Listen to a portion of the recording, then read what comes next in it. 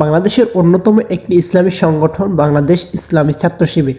বাংলাদেশের অন্যান্য ছাত্র সংগঠনের মধ্যে শীর্ষ অন্যতম একটি সংগঠন বাংলাদেশ ইসলামী ছাত্র শিবির।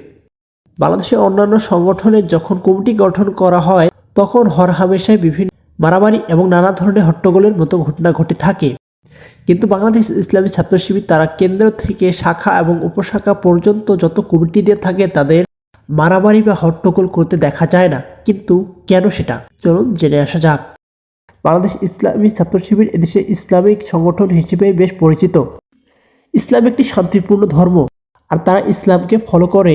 তাদের কমিটি নিয়ে হট্টগোল না হওয়ার এটি অন্যতম কারণ, এবং তারা তাদের কর্মীদের ধৈর্যশীল, জ্ঞানী এবং প্রজ্ঞা দিয়ে ধীরে ধীরে গড়ে তোলে, এবং কঠিন সময়ে কোন ধরনের পরিস্থিতিতে কোন ধরনের সিদ্ধান্ত নেওয়া দরকার এসবে বেশ পারদর্শী, এবং তাদেরকে প্রশিক্ষণ দেওয়া হয়ে থাকে।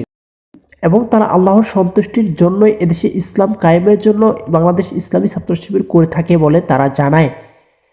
তারা যেহেতু পার্থিব কোনো আশা আকাঙ্ক্ষা বা লোভ লালসার লোভে এ সংগঠন বা ইসলামী ছাত্র শিবির করে না, সে কারণে তারা মারামারি বা হট্টগোলের মতো ঘটনায় লিপ্ত হয় না বলে জানা যায়।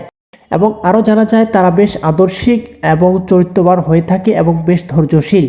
বাংলাদেশ ইসলামী ছাত্র শিবির অন্য কোনো বৃহত্তর সংগঠনের সাথে সম্পর্কিত নয়, যদিও জামায়াত ইসলামীর একটি অঙ্গ সংগঠন হিসেবে বলা হয়, কিন্তু তাদের রয়েছে নিজস্ব সংবিধান, আর অন্য কোনো ছাত্র সংগঠনের নিজস্ব কোনো সংবিধান নেই।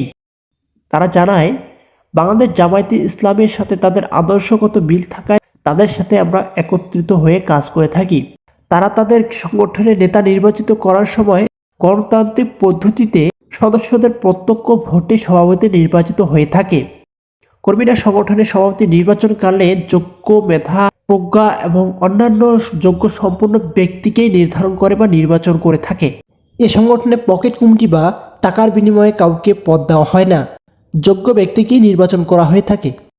বাংলাদেশ ইসলামী ছাত্র শিবিরে যোগ্যতা এবং অভিজ্ঞতাকে সবচেয়ে বড় প্রাধান্য দেওয়া হয়, এবং এ সংগঠনের কর্মীরা বেশ সুশৃঙ্খল এবং সংগঠনের প্রতি বেশ আনুগত্যপূর্ণ, এবং এ সংগঠনের সকলের পরামর্শক্রমে বিভিন্ন ধরনের সিদ্ধান্ত নেওয়া হয়ে থাকে, এবং নীতি নির্ধারণ এবং নিয়ম নীতি চালু করা হয়, এবং কোনো সিদ্ধান্ত গ্রহণে সবাইকে প্রাধান্য দেওয়া হয়।